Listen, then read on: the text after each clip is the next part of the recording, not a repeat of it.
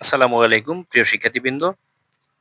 এখানে আগের ক্লাসের যে জোড়-বেজোড় সংখ্যা নির্ণয় আমরা শিখেছি সেটা ব্যাংকগুলোতে এসেছে ইংলিশ আকারে।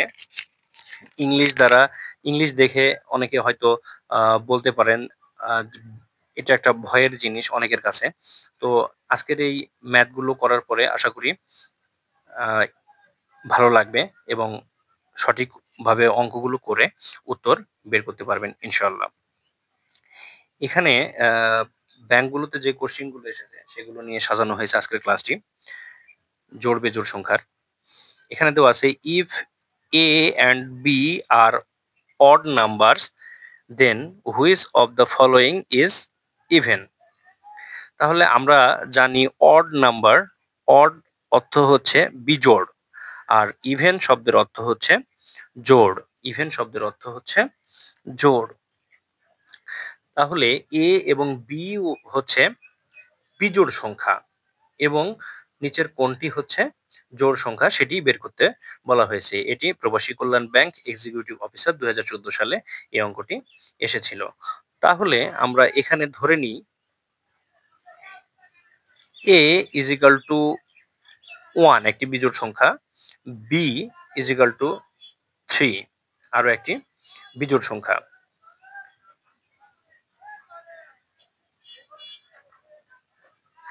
তাহলে উপরের যেটি এ নম্বরে অপশন দেওয়া আছে এ প্লাস বি, তাহলে আমরা এখানে লিখতে পারি 1 প্লাস 3 ইজ ইকাল টু, এটি হচ্ছে জোড় 3 এর একে 4 একটি জোড় সংখ্যা।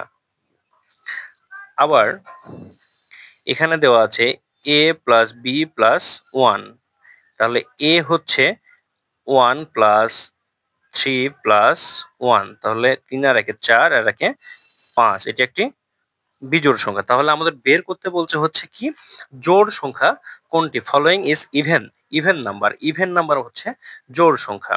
তাহলে এ বি দেওয়া আছে, এখানে যদি এ বি দেওয়া থাকে এ ইন্টু বি 1 ইন্টু 3, তাহলে অ্যান্সার আসবে 3 একে 3।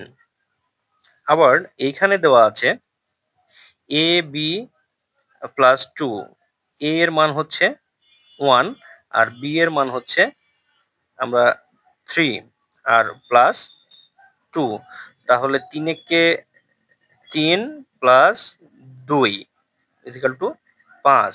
তাহলে আমরা অ্যান্সার চেয়েছে হচ্ছে জোড় সংখ্যা, এই তিনটে সংখ্যা এসেছে বিজোড় আর এই একটা সংখ্যা এসেছে জোড়, তাহলে উত্তর হবে এ প্লাস বি অর্থাৎ এ। প্রিয় শিক্ষার্থীবৃন্দ, এখানে আরো একটি অঙ্ক দেওয়া হলো if x and y are consecutive positive integer which of the following must be an even integer?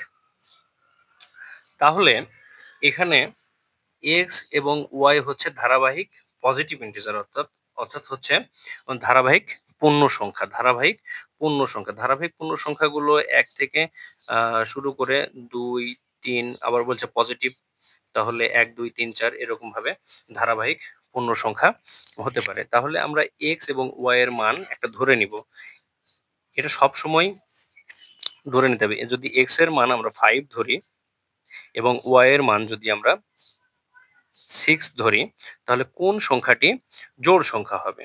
তাহলে x এর মান x এখানে 5, আবার y এর মান এখানে 6। আবার এখানে প্রশ্ন হতে পারে তাহলে x এর মান যদি 5 হয়, y এর মান যদি 6 হয়, তাহলে y কেন ইভেন নাম্বার নয়? এখানে একটি বিষয় হচ্ছে আহ, সব সময় যেই এখানে যে অপশনটা সব সময়ের জন্য ইভেন হবে অর্থাৎ জোড় হবে সেটিকেই দেখাতে হবে। অর্থাৎ এখানে আমরা যদি y এর মান 6 ধরেছি তাই 6 হয়েছে। এটি যদি আমরা x এর মান যদি এখানে 5 না ধরে 2 ধরতাম, তাহলে y এর মান হতো 3। তাহলে এই দুটি অপশন x y এটি আমরা ধরে এটি অ্যান্সার করলে এটি ভুল হবে। এর পরবর্তী যেটি আছে সেটি হচ্ছে এক্স ইন্টু ওয়াই বাই 2 এখানে যদি আমরা করি তাহলে 5 6 5 ইন্টু 6 বাই 2 5 6 30 30 ইন্টু 2 এটি হবে 15। আবার আরো একটি আছে, মানে এক্স বাই ওয়াই, এক্স এর মান আমরা ধরেছি 5, ওয়াই এর মান হচ্ছে 6, তাহলে এটি হবে না। আবার এখানে ই অপশনে রয়েছে x into y, x x এর মান হচ্ছে আমরা ধরেছি 5 আর ওয়াই এর মান ধরেছি 6, তাহলে 5 6 30। এখানে গুরুত্বপূর্ণ যে বিষয়টি, এটি এটি উত্তর, এবং এখানে যে বলে রাখা ভালো গুরুত্বপূর্ণ যে বিষয়টি সেটি হচ্ছে এখানে যেই মানই আমরা ধরি না কেন এক্স এবং ওয়াই এর, এখানে যদি 2 এখানে যদি 3 ধরি, 2 বা 3 এক্স এবং ওয়াই এর মান, তাহলেও এই এক্স ইন্টু ওয়াই এই সংখ্যাটি হবে, তাহলে 3 দুগুণ 6, এটি জোড় সংখ্যা। তাহলে এক্স ইন্টু ওয়াই এই সংখ্যাটি সব সময় জোড় সংখ্যা, তাই উত্তরে এই সংখ্যাটি আসবে।